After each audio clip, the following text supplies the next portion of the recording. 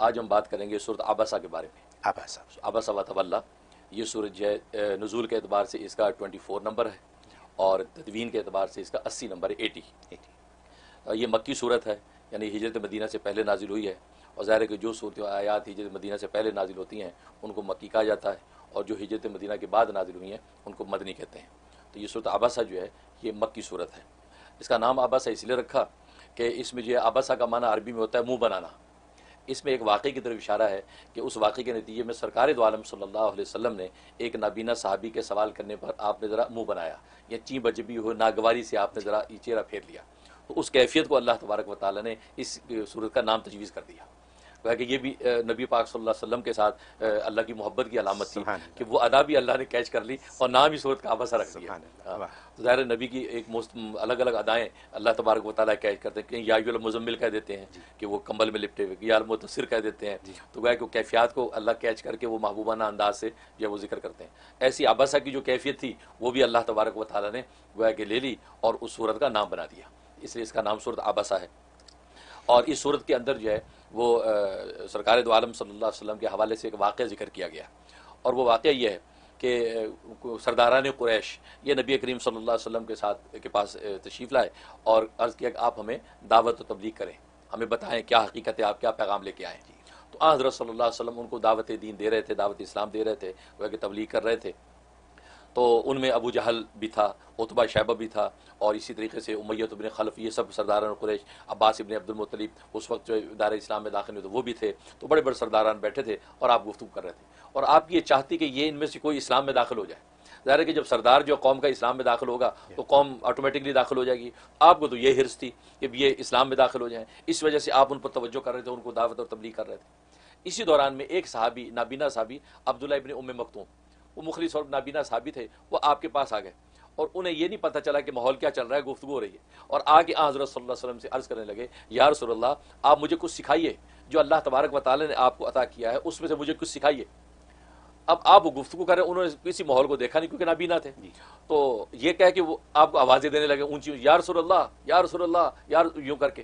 اب آپ کو ناگوار گزرا کہ سرداران قریش بیٹھے ہیں، اور وہ یہ سرداران قریش پہلے ہی یہ تان کرتے تھے کہ دیکھیں جی ہم جب بات کرنے کے لیے آئیں تو پھر یہ غریب غربا یہ صاحب بیچ میں نہیں آنے چاہیے، یہ آتے تو ہماری ڈگنیٹی متاثر ہوتی ہے. یہ ان کو ایک اپنا زوم تھا، اور یہاں اتفاق سے وہی صورتحال پیش آ گئی. اب نبی پاک صلی اللہ علیہ وسلم نے ان کی بات کو سنانی اور چہرے پہ ناگواری کے ساتھ لائے، اور آپ نے چہرہ ادھر کر دیا. اس کو قرآن نے کہہ دیا عبس وتولیٰ کہ چین بجبی ہوا، یعنی منہ بنایا اور چہرہ پھیر لیا. ان جاءہ الاعمی، جب آیا اس کے پاس ایک نابینا. یہ الفاظ ذکر کیا قرآن نے. اب جب یہ صورتحال ہو گئی اور آپ نے ان کی بات کا کوئی جواب نہیں دیا، آپ تبلیغ کرتے رہے، اور جب تبلیغ سے فارغ ہو گئے اس کے بعد جب گھر جانے کے لیے اٹھے ہیں اسی وقت وحی کے آثار آ گئے، اور یہ پوری صورت نازل ہو گئی عبس وتولیٰ ان جاءہ الاعمی، کہ چین بجبی ہوا یہ پیغمبر اور اس سے منہ پھیر دیا، اس سے ان جاءہ الاعمی، جب آیا اس کے پاس ایک نابینا. وما یدریک لعلہ یزکیٰ، کہ اے پیغمبر تجھے کیا معلوم کہ یہ نابینا تجھ سے کچھ سیکھ لیتا، نصیحت لے لیتا. جن کی تبلیغ کی آپ جو وہ حرص کر رہے ہیں وہ تو تبلیغ ہے، تبلیغ تو غیروں کو بھی ہوتی ہے، اپنوں کو بھی ہوتی ہے، غیروں کو بھی ہوتی ہے، لیکن تعلیم جو ہے یہ تو اپنوں کو ہوتی ہے، یہ تو اپنا ہے، یہ تو تعلیم لینے آیا تھا، لہذا تعلیم کو تبلیغ پر آپ مقدم رکھتے ہیں.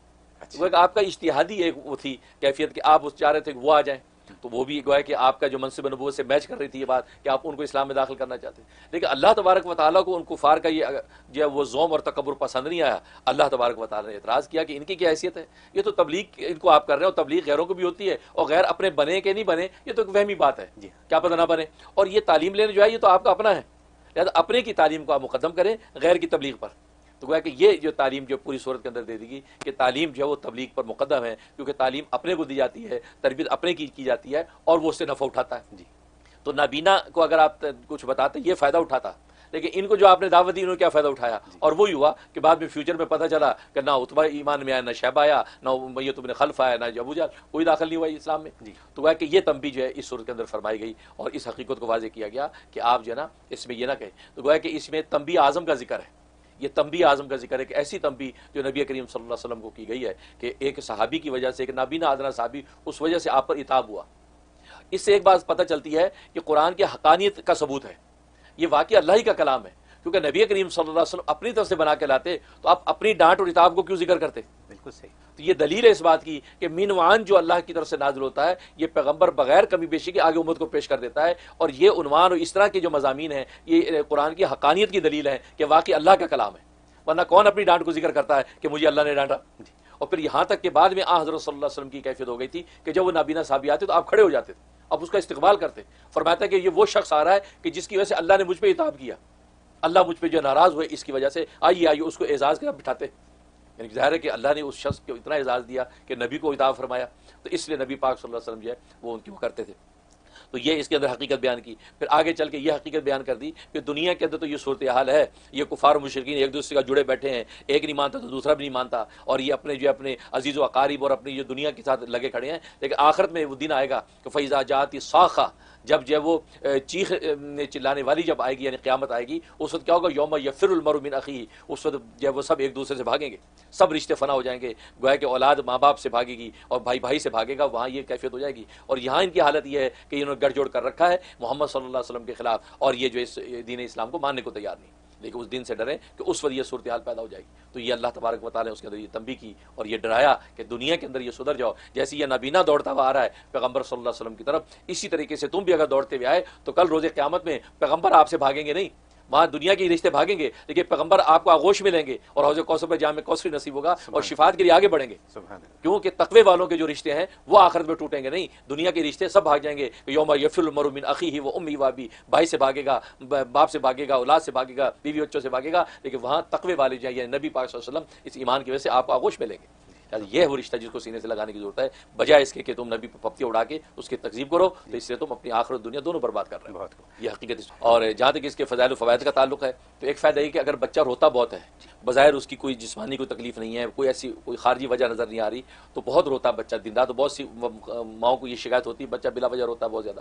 اس کے لیے 7 مرتبہ سورۃ عبسہ تلاوت کر کے پانی پہ دم کر کے پانی پلائیں، اس کے اوپر چھڑکیں، بچے پہ دم کر دیں. اتنا مجرب ہے کہ بچہ روئے گا نہیں، اسی وقت بچہ چپ ہو جائے گا، اس کو سکون ہو جائے گا. کہتے ہیں کالے کی بچے جو روتے رہتے ہیں، بالکل ہر روز روتے ہیں، بالکل ایسے ہوتا ہے، ری عربت کرتے رہتے ہیں، وہ سمجھ نہیں آتی، ماں باپ کو پریشان ہوتے ہیں، کھلا بھی دیا پلا بھی دیا سلا بھی دیا پھر بھی. تو یہ عبس وتولى 7 مرتبہ دم کریں. اور دوسرا یہ کہ اگر کسی حاکم کے پاس پیشی ہے، عدالت میں پیشی ہے، یا باس بڑا ظالم ہے اور خطرہ ہے کہ کوئی ایسا فیصلہ نہ ہو جائے کہ نوکری چلی جائے، تو 3 مرتبہ تلاوت کر کے جائیں عبسہ، 3 مرتبہ سورہ عبسہ تلاوت کر کے جائیں. انشاءاللہ جو بھی جیسا بھی ظالم حاکم ہوگا، باس ہوگا، آپ کے حق میں فیصلہ کرے گا. سبحان اللہ، یہ زبردست کا فائدہ ہے. بہت. اور بس اوقات ہوتا ہے کہ بیوی شوہر کے ظلم سے ڈر رہی ہے، میکے میں دیر ہو گئی، اب وہ جب بڑا ظالم شوہر کیا کرے، 3 مرتبہ عبسہ سورہ پڑھ کے آئے، بالکل موم کی طرح سیدھا ہوگا. یا میاں کو خطرہ ہے کہ بیوی تھانے دار ہے، اب لیٹ ہو گیا ہو، آفس میں آج مارا گیا، ڈانٹ پڑے گی، تو سورہ عبسہ تلاوت کر کے گھر پہنچے، انشاءاللہ عافیت رہے گی. یہ زبردست فائدہ، یہ تو بہت کام کی بات ہے، بہت کام کی صورت. اور لوگوں نے تجربہ کیا اور ماشاءاللہ کہتے زبردست بینیفٹ. 3 دفعہ پڑھیں، 3 مرتبہ پڑھیں. اور ایک اس کا فائدہ یہ کہ اگر آنکھوں کی کوئی بیماری ہے، کسی بھی قسم کی بیماری، کم نظر آتا ہے یا اور موتیا اترا ہے وغیرہ وغیرہ، تو اس کے لیے 75 مرتبہ 75 ٹائم اس کی تلاوت کر کے اور اپنے آنکھوں پہ جو پانی کو چھڑکیں، پانی دم کر لیں اور آنکھوں پہ پھونک لیں اور تھوڑا سا پانی پی لیں. یہ تب ایک ہی مرتبہ کرنا کافی ہوگا، ورنہ 3 دن کر لیں تو پھر میں آنکھوں کی کسی کی بیماری ہوگی اللہ رفع کر دے. بہت آسان علاج ہے، بالکل آسان ہے اور زبردستی. میں آدھا پونا گھنٹہ بھی نہیں لگتا، 75 مرتبہ جو ہے وہ پوری ہو جائے. 42 اس کی آیتیں ہیں، 42 آیتوں کی صورت ہے، کوئی بڑی نہیں، اور وہ آیتیں بھی چھوٹی چھوٹی، عبسہ وتولى چھوٹی چھوٹی صورتیں آیتیں ہیں. تو یہ اس کا بڑا فائدہ ہے. اور ایک فائدہ یہ ہے کہ بیماری گھر میں اگر رہتی ہے یا بیماری رہنے کا خطرہ رہتا ہے تو عبسہ وتولى روزانہ 1 مرتبہ تلاوت رکھیں گھر میں، روز کسی ایک نماز کے بعد 1 مرتبہ تلاوت کر لیا کریں، گھر میں بیماری نہیں آئے گی. یہ اس کا زبردست فائدہ.